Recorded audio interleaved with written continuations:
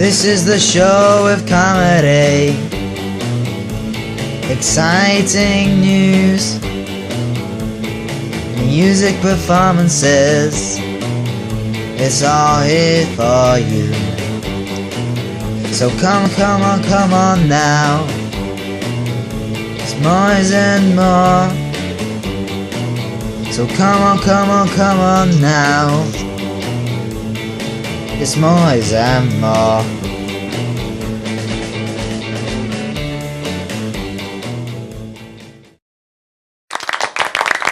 Hello everybody and welcome to episode 3 of the first series of Moyes and More. I'm Jake Moyes. Last week we talked about Pancake Day, the weather. We talked about the weather as well, and we also tributed The Office. But coming up this week, I talk about the new Top Gear. We tribute the Royle Family. I talk about drinking, and Dominic Buxton pops in for a live interview. And yes, he's back again, and he's live again, because we don't pre-record on this show. This is live. But anyway, let's start off with Top Gear. Now, last week, Top Gear made a return with Matt LeBlanc, Rory Reid and Chris Harris.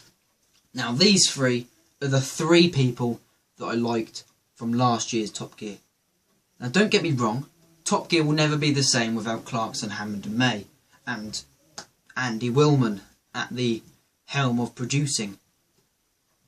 But slightly on the up again. I think LeBlanc, Harris and Reid have got Top Gear back on track. The viewings, however, the rating says different. It says that the ratings are even worse from last year with Chris Evans, but I think that's because Chris Evans made it so bad that no one's got any hope with Top Gear anymore.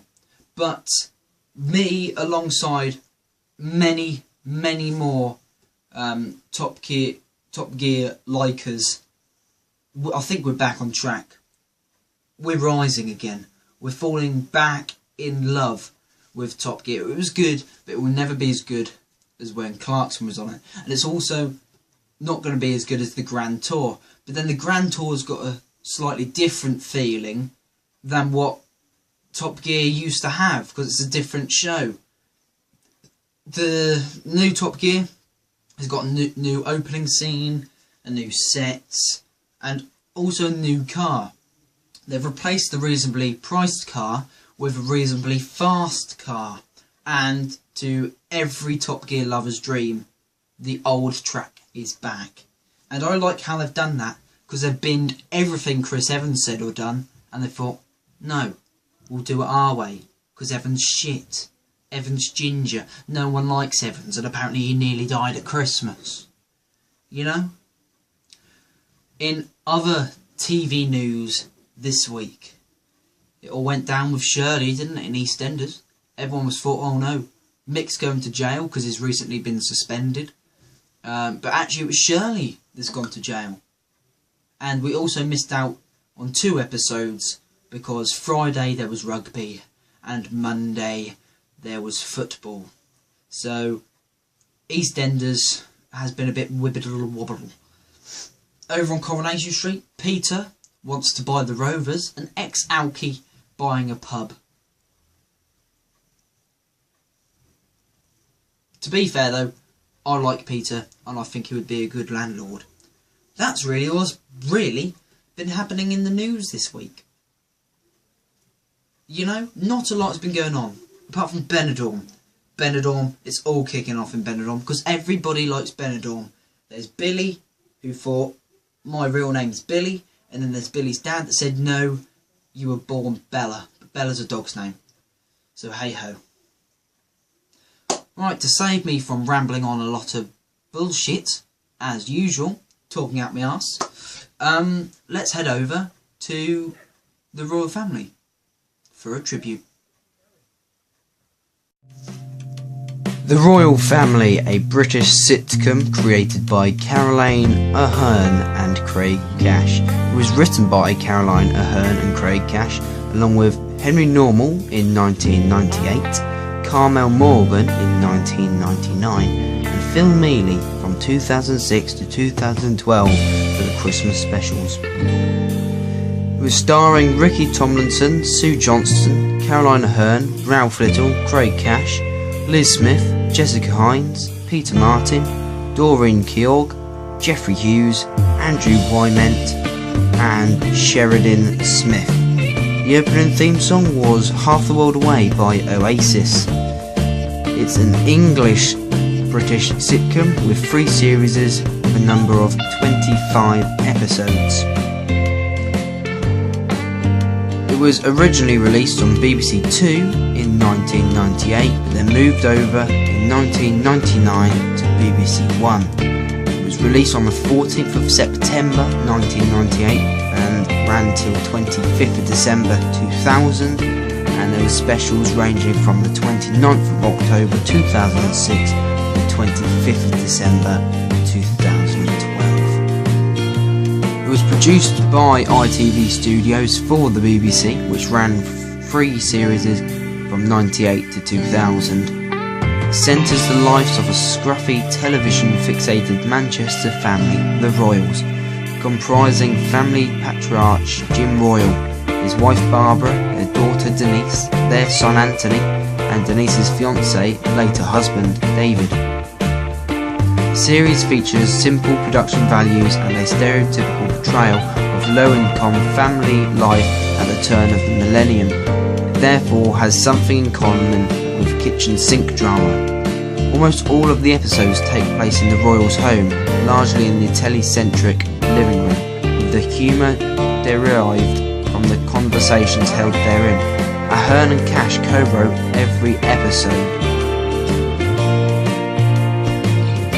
In a list of the 100 greatest British television programmes drawn up by the British Film Institute in 2000 and voted on by industry professionals, the Royle Family was placed 31st. In a 2004 poll to find Britain's best sitcom, the Royle Family was placed 19th and has also won BAFTA awards. Most episodes appear to take place in real time, which means that they're watching the telly and it doesn't skip to different scenes in different times. Unlike most UK sitcoms of the time, and the show was filmed in 16mm film using the single camera production style instead of the multi-camera production style, and was not filmed with a live audience. One-off specials take a more traditional sitcom structure, through many scenes still run longer than standard in line with real-time nature of the original series. The 2006 special episode The Queen of Sheba was partly set in hospital, and the new sofa is set over 2 days, Christmas Eve at the Royal household and Christmas Day at David's.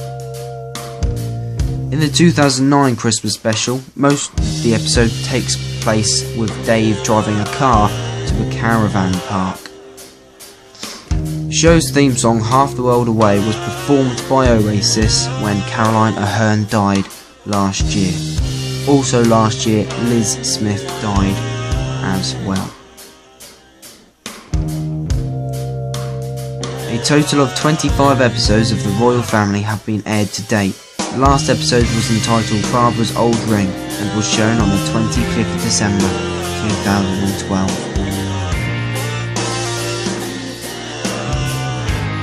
Ricky did say that they were going to make some more programmes, but due to the deaths of Aherne and Smith, that will no longer be happening.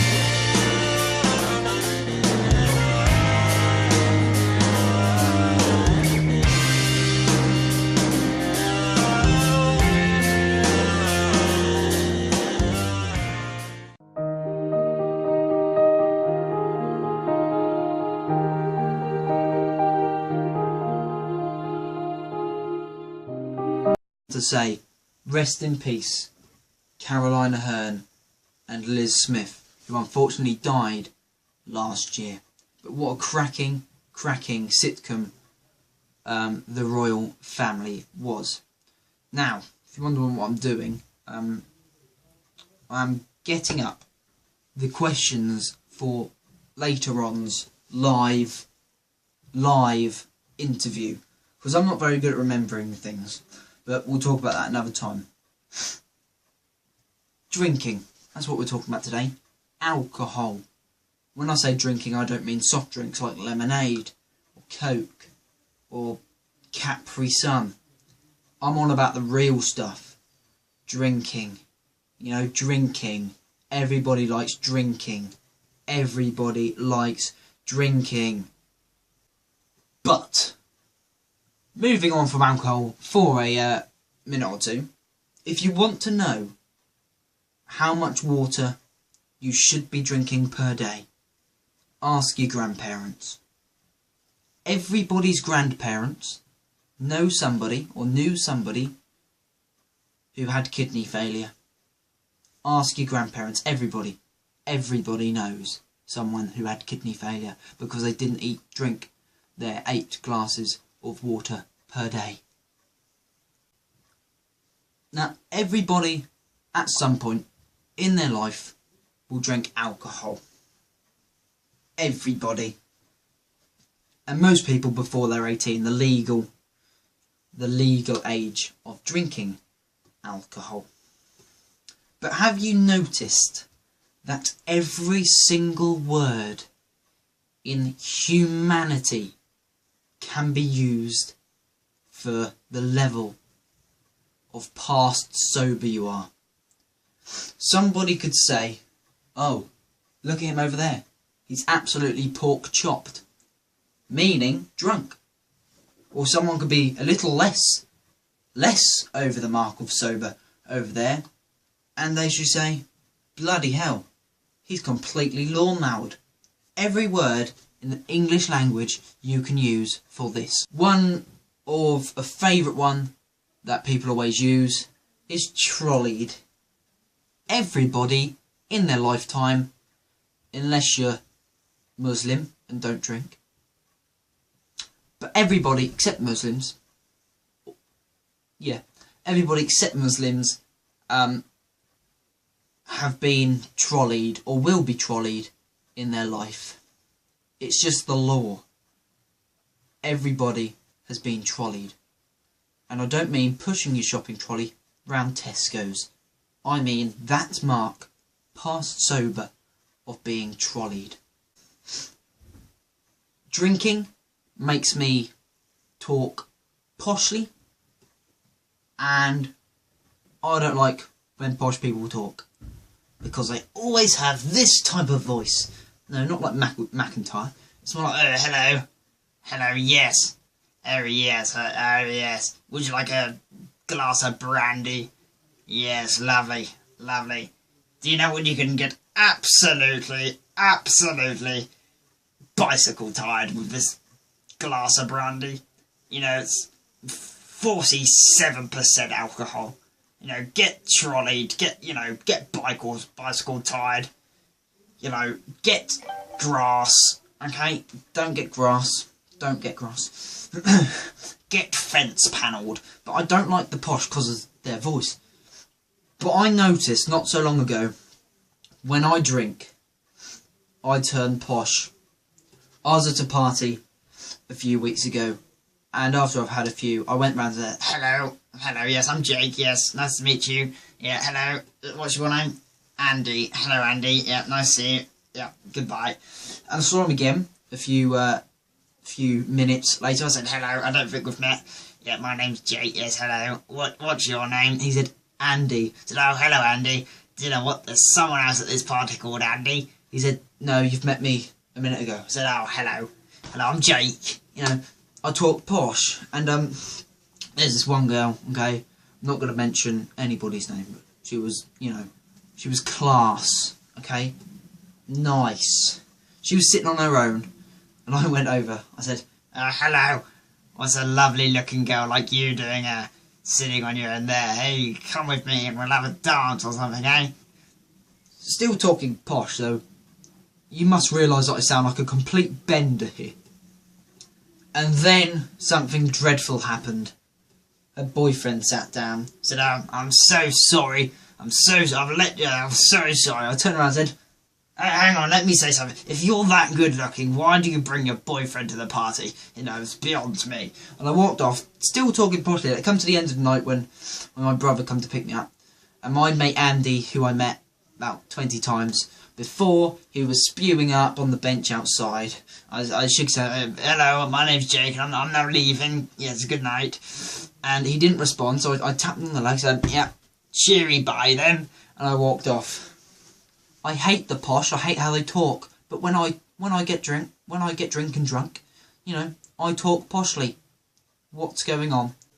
But now it's time to go over to wherever Dominic is. I don't know where he is, I don't know what he's doing. Well, I know what he's doing, he's going to be here on the screen.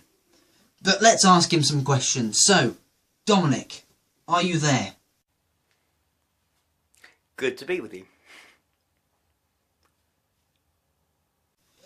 Right, my first question for you, Dominic, is... so I've got to read because I can't remember the questions. My first question is, what made you start writing songs and where do you get your lyric ideas from? Bang out an answer to that one. Well, I don't know. I study music, obviously, so that's something I had to do anyway. I started about a year and a half ago, and one of the artists that have inspired me the most at the moment are artists like Sia. For example, on my first album, which will be coming out hopefully in June, it's called Nightmare. You will hear, most of those lyrics are Sia inspired. Most of the chords maybe Sia inspired as well a little bit. So watch out for that. Great answer, great answer. And you will be performing another song at the end of the series. So, next question. You are also a writer of comedy, but what comedian inspired you? Well, I love these questions. I'm a fantastic interview question writer. Well, I get my inspirations from, many different people, really. Some of them might be, late night show hosts, Jimmy Kimmel, Jimmy Fallon, and then you've got Seth Meyers, and then you've got the Daily Show with Trevor Noah, and then you've got Ellen DeGeneres. I love her. By the way, I have a little bit of I fucking love her. Anyway, I just swore. Yeah. Okay, next question. Recently in America, you presented a show on YouTube. What was it like to have that opportunity, and was it amazing doing it? Yeah, that was all part of an NBC studio tour in New York, and we got to see the different studios, Saturday Night Live studio, and all the other studios. I mean, it was all part of a tour, which it was just a fun thing to do. My next question is, you're a man of many talents, your comedy writing, your guitar writing and your songwriting. But what talent is your favourite, and what talent are you stronger at? No, I think I don't prefer any. I do them all. I like them all equally. Filmmaking, music, acting. I love them all equally. So there is no favourite, I'm afraid. As much as I would love there to be. Where do you see yourself in the future? That's a difficult one because my interests, they range from music, film, acting, politics. I mean, I'm quite involved in politics at the moment. Let's say that. But no, I'm not entirely sure yet. Let's go to university first, and then we'll see.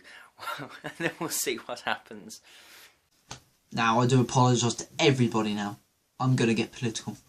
You did not want to leave the EU, Dominic. But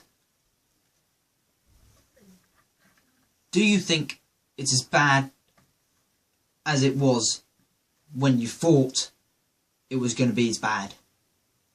Answer that one. Well, absolutely. Well, yes, I think I do. Absolutely, I think so. I mean, it's look. You won't agree with me on this, but from my point of view, from my perspective, it's all a massive. It's a mess. You know, the Labour Party. Let's start with the Labour Party. Labour Party is done. They are totally in shambles. They are colluding with the Tories, who have absolutely no idea what they're doing. Labour's waved the white flag on Brexit, which means they're not fighting anymore for Europe, which means the only party that is fighting for Europe are the Liberal Democrats and the Greens. And then again, the Tories, they want to rip us out of the single market, just cut us loose, which would send this country into economic disaster. I mean, we've already gone from 5th largest economy to 9th. You know, in the last few months. Inflation, you see prices in shops rising up. I mean, we haven't even triggered Article 50 yet, and this is already a massive mess. So I still think it's bad. I still think we're making the wrong decision. What we've ended up here is a divided kingdom, which, you know, we've seen Nicola the other day saying, oh, there will be a new Scottish referendum, and you know, as many people will say, oh no, this is bad idea. But if there is a chance for Scotland, for example, to join the European Union as an independent and sovereign nation as soon as they've cut loose from the UK, I think they should absolutely go for it. I mean, Scotland did vote overwhelmingly to remain in the European Union. I wouldn't blame them if they voted to leave the UK on the basis that they would be able to join the European Union and the single market, which would give them more economic... which would put them in a better position economically and internationally with global partners. If you could work with any politician in the world, preferably America, work with them on a new album, what one would you pick to work with? The song with Donald Trump. Donald Trump, yeah. It would have to be him. If Donald Trump wasn't president of the USA, where do you think he would be, and what do you think he would be doing? I think he'd just continue being the businessman he is, you know, stiffing contractors, grabbing a few more pussies, yeah, sort of that sort of stuff, making loads of money, dodging his taxes, that sort of stuff. So just, you know, just usual business really, and playing golf and, you know, all of that, and tweeting, obviously, so he'd be doing that. If you could play a character in EastEnders, what character would you play? And why? Tell me why. If I could play a character in EastEnders, now, that's a difficult one, because I don't think I would want to play any character. If I were to play one, I would probably just invent my own character. I'll come up with a new one, but I'll come up and be exciting and new and different. I'll probably I'll be some sort of mess that arrives in Wolford as like, hello, time to fuck some shit up. Who's up for it? No, something like that. I'm being really weird, but yes. What? This is relating back to my talk earlier on. What is your favourite alcoholic beverage? Why does everybody ask me this? Why does everybody ask me this? It seems like really everybody does ask me this. I am 17. I do not have a favourite alcoholic beverage. I do not drink. It's a silly question for a 17-year-old. If you were to do Route 69 in America, what vehicle would you do it in?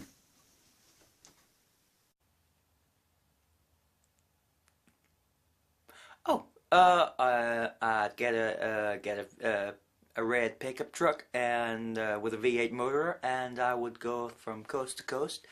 No, anyway, no, I'd probably get a red pickup truck, something like a Toyota Hilux. It's not very American. No, Dodge Challenger. Sorry, everyone. Dodge Challenger it is. It must be. because that is the ultimate car. Seriously, it really is. That is the ultimate car. What is your favourite British sitcom? Favourite British sitcom? I have no fucking clue. I don't watch British shitcoms. I just said shitcoms. I'm fucking on drugs and stuff. No, I'm not. No, don't. No, don't. Police, I'm fine. It's just... I'm sorry. No, anyway, next question. And finally, when's the second show that we filmed over a year ago? When's that coming to YouTube?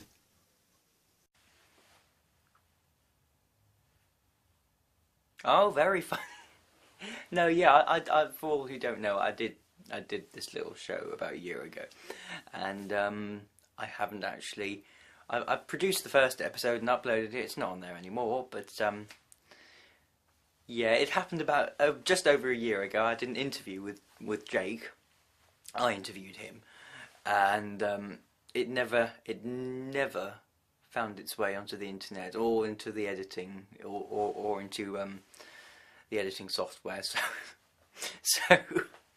I don't even know if I've got the footage anymore. So I would have to look.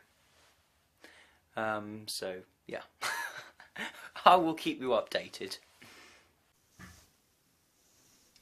Thank you very much, Dominic, and we will see him later on in the series. Anyway, thanks for having me on. It's been great. It's been great. Now we all know that I don't drink alcohol and that I do drugs. No, I don't. Don't come after me. But yeah. Well, thank you very much. Alright, bye-bye. But from me as well, thank you very much for watching. Goodbye.